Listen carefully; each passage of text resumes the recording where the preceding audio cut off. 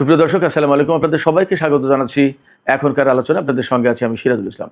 দর্শক, মধ্যপ্রাচ্যে একই সাথে এমন কতগুলো ঘটনা ঘটছে যেগুলোকে দেখলে মনে হবে আলাদা আলাদা খবর, কিন্তু ঘটনাগুলোর একটার সাথে আরেকটার ঘনিষ্ঠ সম্পর্ক রয়েছে।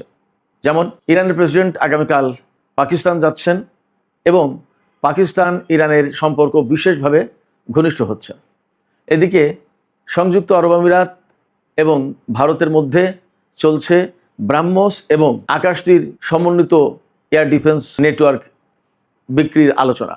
এপাশে সুইজারল্যান্ডে ইরান এবং আমেরিকার মধ্যে যে আলোচনা হয়েছে তাতে আমেরিকা ইরানের উপর থেকে আগামী 60 দিনের জন্য তেল বিক্রির উপর থেকে নিষেধাজ্ঞা প্রত্যাহার করে নিয়েছে। তার মানে এখন বিনা বাধায় ইরান তেল বিক্রি করতে পারবে। এর একটা বিশেষ প্রভাব পড়বে আন্তর্জাতিক তেল বাজারে। একই সাথে বিদেশে আটকে থাকা ইরানের বেশ কিছু সম্পদ আমেরিকা অবমুক্ত করেছে বলে ইরানের পররাষ্ট্রমন্ত্রী আব্বাস আরাকচি জানিয়েছেন। এই যে ঘটনা প্রবাহ ঘটছে, এই সমস্ত ঘটনার কিন্তু আঞ্চলিক এবং ভূ রাজনৈতিক আলাদা আলাদা প্রভাব আছে। দর্শক, চলুন আজকের এই ভিডিওতে এই সমস্ত ঘটনাগুলো বিশ্লেষণ করি এবং এগুলোর আঞ্চলিক এবং ভূ রাজনৈতিক কী প্রভাব আছে, আন্তর্জাতিক বিশ্বে এর কী প্রভাব পড়বে, এই সমস্ত নিয়ে বিস্তারিত আলোচনা করব। আশা করি আপনারা শেষ পর্যন্ত সঙ্গে থাকবেন এবং সংযুক্ত আরব আমিরাত, ভারত, ইরান, পাকিস্তান এই আন্তঃসম্পর্কগুলো আসলে কিভাবে আবর্তিত হচ্ছে সেগুলো বোঝার চেষ্টা করবেন। দর্শক, এখানেই বলে রাখি, যদি ভিডিও ভালো লাগে তাহলে লাইক, কমেন্ট, শেয়ার করবেন এবং চ্যানেলটি সাবস্ক্রাইব করে সাথেই থাকবেন। দর্শক, চলুন বিস্তারিত আলোচনায় চলে যাই। একেবারে সর্বপ্রথমেই বলি, ইরানের উপর থেকে আমেরিকা 60 দিনের জন্য তেল বিক্রির উপর থেকে নিষেধাজ্ঞা প্রত্যাহার করে নিয়েছে।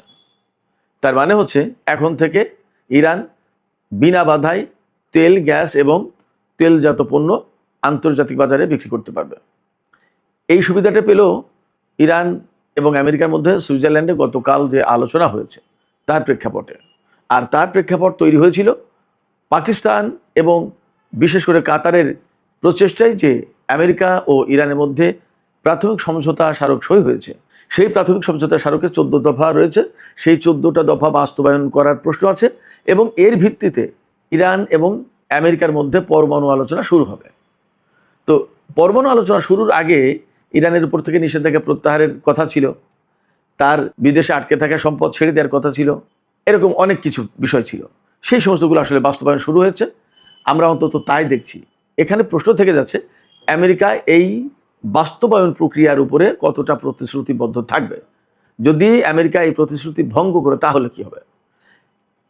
যদি আমেরিকা প্রতিশ্রুতি ভঙ্গ করে তাহলে কিন্তু ইরান এই আলোচনা থেকে সরে আসবে, আবার সেই শত্রুতামূলক অবস্থা তৈরি হবে। এই ব্যাপারে ইরানের সামরিক বাহিনীর পক্ষ থেকে এবং ইরানের এয়ার ডিফেন্স ইউনিটের যিনি প্রধান তিনি বা সামরিক বাহিনীর পক্ষ থেকে একদম সুস্পষ্ট করে বলা আছে যে ইরানের ক্ষেপণাস্ত্র থেকে শুরু করে ইরানের সামরিক বাহিনী, আইআরজিসি সমস্ত সবকিছু প্রস্তুত অবস্থায় আছে। আমেরিকা যদি চুক্তি কোনোভাবে লঙ্ঘন করে তাহলে তার জন্য প্রয়োজনীয় যে ব্যবস্থা নেওয়া দরকার তা নিতে মোটেই দেরি করবে না ইরান। তার মানে ইরান হরমুজ প্রণালী বন্ধ করে দেবে, প্রয়োজনে মার্কিন বাহিনী বা মার্কিন ঘাঁটিগুলোর উপর হামলা চালাতে পারে, বা আমেরিকা যদি তার বিরুদ্ধে কোনো কিছু করতে যায় তখন ফুল ফ্লেজে ইরান যুদ্ধ শুরু করবে। এ ব্যাপারে কোনো রকমের ছাড় দেবে না। আর ইরানের সাথে যদি এই চুক্তিগুলো, প্রাথমিক সমঝোতাগুলো যদি সুন্দরভাবে সব কিছু বাস্তবায়ন হয় তাহলে কি হবে? তাহলে ইরান এবং আমেরিকার মধ্যে যে পরমাণু আলোচনা হওয়ার কথা সেই আলোচনা স্বাভাবিকভাবে সুন্দরভাবে এগিয়ে যাবে। সেখানে ইরান তার পরমাণু কর্মসূচিতে কতটুকু ছাড় দেবে, তার ইউরেনিয়াম এনরিচ করার ব্যাপারে কতটুকু ছাড় দেবে, এই সমস্ত বিষয় নিয়ে আলোচনা হবে। এদিকে মার্কিন ভাইস প্রেসিডেন্ট জেডি ভ্যান্স দাবি করেছেন আন্তর্জাতিক পর্যবেক্ষকদেরকে ইরানে পরমাণু কর্মসূচি পর্যবেক্ষণের জন্য ইরানে প্রবেশ করতে দিতে তেহরান সম্মত হয়েছে। অবশ্য আমি ইরানি গণমাধ্যমে বিষয়টি যাচাই করার চেষ্টা করলাম, এখনও আমি পাইনি বিস্তারিত। তবে পশ্চিমা গণমাধ্যমগুলো এই বিষয়টিকে বিশেষ গুরুত্ব দিয়ে বা ফলো করে প্রচার করছে। দেখা যাক আসলে বাস্তবতা কি। 1-2 দিনের ভিতরেই বোঝা যাবে যে আন্তর্জাতিক আণবিক শক্তি সংস্থা যেটা IAEA তাদের পর্যবেক্ষক দল ইরানে প্রবেশ করতে পারছে কি পারছে না। তবে একটা কথা এখানে আমি খুব পরিষ্কার করে বলে দিই, ইরান এবং আমেরিকার মধ্যে যে আলোচনা চলছে সেই আলোচনার ভিত্তিতে ইরানের উপর থেকে নিষেধাজ্ঞা প্রত্যাহার, হরমুজ প্রণালী খুলে দেওয়া, ইরানের আশপাশ থেকে মার্কিন সেনা প্রত্যাহার, অনেক অর্থাৎ 14 দফা যা ছিল সব বাস্তবায়ন করলো ইরান, আমেরিকা সবাই। পরমাণু আলোচনাও হলো, অনেক দূর এগিয়ে গেল, কিন্তু একটা জিনিস ইরানের সাথে আমেরিকার হবে না, সেটা হচ্ছে কূটনৈতিক সম্পর্ক ইসরায়েলের সাথে যেমন ইরানের হবে না, তেমনি আমেরিকার সাথে ইসরায়েলের কূটনৈতিক সম্পর্ক হবে না, এবং দুই পক্ষ একে অপরকে যে বন্ধু হিসেবে গ্রহণ করবে সেটা কিন্তু হবে না, অন্তত ইরানের পক্ষ থেকে। কারণ ইরান মনে করে আমেরিকা যখনই ইরানের ভেতরে আসবে তার সাথে ইরানের সম্পর্ক তৈরি হবে, তখনই ইরান অনেকটা অরক্ষিত হয়ে যাবে। আমেরিকা, ইসরায়েল বা তাদের গোয়েন্দা নেটওয়ার্ক ইরানের ভেতরে কার্যক্রম চালাবে। তাতে ইরান এতদিন যেভাবে নিজের মতো করে সমস্ত সবকিছু এগিয়ে দিয়েছে, পরমাণু কর্মসূচি থেকে শুরু করে তার সামরিক কর্মসূচি, এর সমস্ত সবকিছুতে বাধা পড়তে পারে, ঝামেলা তৈরি হতে পারে। অতএব ইসরায়েল এবং আমেরিকার সাথে এখন যেমন সম্পর্ক আছে, অর্থাৎ বৈরিতার সম্পর্ক বা কূটনৈতিক সম্পর্ক ছিন্ন অবস্থা, এই অবস্থায় বহাল থাকবে, বিরাজমান থাকবে। এবার আসি, ইরানের প্রেসিডেন্ট মাসুদ পেজেশকিয়ান তিনি আগামীকাল পাকিস্তান সফরে যাচ্ছেন। একটা বিষয় খেয়াল করুন, গতকালকেই কিন্তু আমি বলছিলাম যে গতকাল মানে 21শে জুন, আমি গতকালের ভিডিওতে বলেছি যে পাকিস্তানের প্রধানমন্ত্রী শেহবাজ শরীফ জাতীয় সংসদে দেয়া বক্তৃতায় জানিয়েছেন যে আমরা ইরানের প্রেসিডেন্ট ডক্টর মাসুদ পেজেশকিয়ানকে পাকিস্তান সফরের জন্য উদাত্ত আহ্বান জানাচ্ছি, উদাত্ত আমন্ত্রণ জানাচ্ছি। তাকে বরণ করার জন্য পুরো পাকিস্তানি জাতি, পাকিস্তানের সমস্ত জনগণ অধীর আগ্রহে অপেক্ষা করছে। আমি কিন্তু এই কথা গতকালকের ভিডিওতে বলেছিলাম। আজকেই খবর আসলো ইরানের গণমাধ্যম এবং পাকিস্তানের গণমাধ্যম, দুই দেশের গণমাধ্যম থেকেই নিশ্চিত করা হয়েছে যে মাসুদ পেজেশকিয়ান ইরানের প্রেসিডেন্ট আগামীকাল মঙ্গলবার পাকিস্তান সফরে যাচ্ছেন।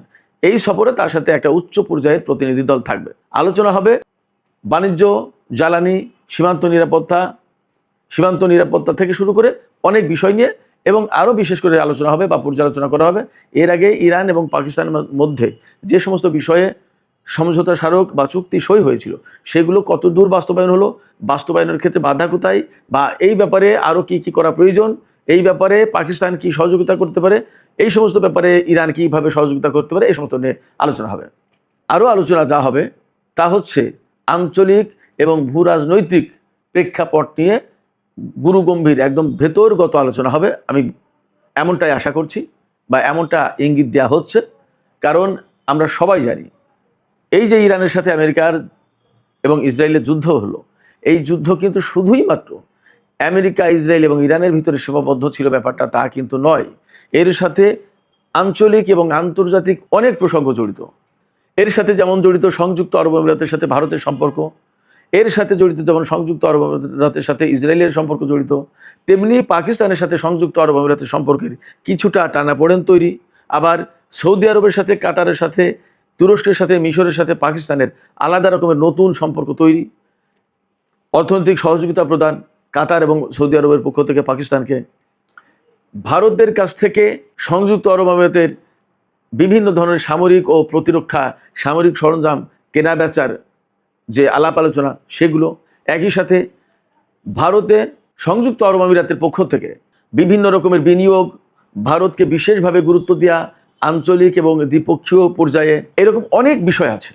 এই সমস্ত বিষয় যখন চলমান এবং এই সমস্ত নিয়ে যখন অনেক হিসাব নিকাশ চলছে, আঞ্চলিক রাজনীতিতে বলা যায় যে নতুন কিছু সৃষ্টির জন্য উলট পালট একটা অবস্থা তৈরি হয়েছে।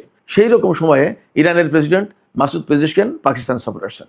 এই সফরের আরও গুরুত্ব এখানে, যখন ইরানের সাথে ইসরায়েল এবং আমেরিকার যুদ্ধ চলছিল তখন কিন্তু পাকিস্তানের মধ্যস্থতায়, পাকিস্তানের উদ্যোগে একটা যুদ্ধবিরতির ব্যবস্থা করা হয়েছিল, এবং এই যুদ্ধবিরতির পরে কিভাবে মধ্যপ্রাচ্যে একটা বৃহত্তর শান্তি প্রতিষ্ঠা করা যায় তার জন্য পাকিস্তান কিন্তু ব্যাপক প্রচেষ্টা চালিয়েছে, কূটনৈতিক উদ্যোগ নিয়েছে, এবং এই উদ্যোগে আঞ্চলিক দেশ বিশেষ করে কাতার, সৌদি আরব, মিশর, তুরস্ক এরা কিন্তু সাপোর্ট দিয়েছে। এই জায়গায় সংযুক্ত আরব আমিরাত কিন্তু একটা দূরত্ব বজায় রেখেছে, বরং ইরানের সাথে মধ্যপ্রাচ্যের বিশেষ করে আরব দেশগুলোর ভেতর থেকে একমাত্র আরব দেশ সংযুক্ত আরব আমিরাত যারা ইরানের বিরুদ্ধে ইসরায়েলের এবং আমেরিকার হয়ে যুদ্ধ করেছে। এটা কিন্তু বিরাট একটা বড় ব্যাপার। অথচ আরব আমিরাত কিন্তু ইরানের খুবই নিকটতম প্রতিবেশী রাষ্ট্র। একেবারে সাগর পাড়ি দিলেই দক্ষিণ পারে সংযুক্ত আরব আমিরাত, উত্তর পারে ইরানের অবস্থান, এবং যে হরমুজ প্রণালী দিয়ে এত কিছু লেনদেন, সেই হরমুজ প্রণালীর ব্যবহার করতে হলে কিন্তু সংযুক্ত আরব আমিরাতকে ইরানের সহযোগিতা প্রয়োজন হবে। 28শে ফেব্রুয়ারি যুদ্ধ শুরু হয়েছিল, তার 2 দিন আগে ভারতের প্রধানমন্ত্রী ইসরায়েল সফর করে এসেছিলেন, এবং সেখানে কিন্তু তিনি ঘোষণা করেছিলেন ইহুদিদের ফাদারল্যান্ড হচ্ছে ইসরায়েল, মাদারল্যান্ড হচ্ছে ভারত। এবং সেই সময়কার যে বিদ্যমান রাজনৈতিক এবং সামরিক উত্তেজনা ইসরায়েল ইরানের সাথে বা আমেরিকা ইরানের সাথে, সেই জায়গায় ভারতের প্রধানমন্ত্রী নরেন্দ্র মোদী ইসরায়েলের প্রতি কিন্তু সমর্থন দিয়েছিলেন। তিনি জানিয়েছিলেন যে আমাদের আপনাদের প্রতি সমর্থন আছে।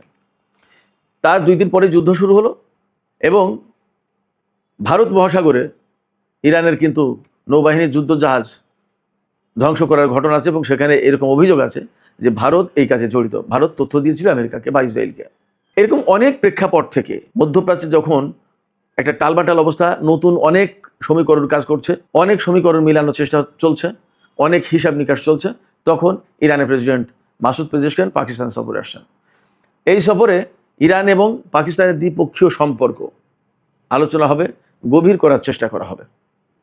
এবং আমি গতকালকের ভিডিওতে আর একটা কথা বলেছিলাম যে পাকিস্তানের সাথে ইরানের যে পাইপলাইনের মাধ্যমে তেল আনার ব্যবস্থা করার কথা ছিল পাকিস্তানের, এই প্রজেক্ট হয়তো এখন বাস্তবায়ন হবে যদি নিষেধাজ্ঞা উঠে যায়। এবং নিষেধাজ্ঞা যদি উঠে যায় বা একটা শান্তি চুক্তি হয়, অ্যাকচুয়ালি যদি ডোনাল্ড ট্রাম্পের প্রশাসন তা মেনে চলে, তাহলে মধ্যপ্রাচ্যের আসলেই পরিস্থিতি পাল্টে যাবে। এবং আমরা আজকের সকালের ভিডিওতে, আজকে 22শে জুন উপরের ভিডিও যেটা আপলোড হয়েছে, তাতে কিন্তু বলেছি সৌদি আরব এবং সিরিয়ার একটা প্রসঙ্গ ছিল। এই সৌদি আরব এবং সিরিয়া কিন্তু লেবানন প্রসঙ্গে একটা রিজার্ভ একটা অবস্থান গ্রহণ করেছে। আমেরিকার কথা কিন্তু তারা শুনছে না।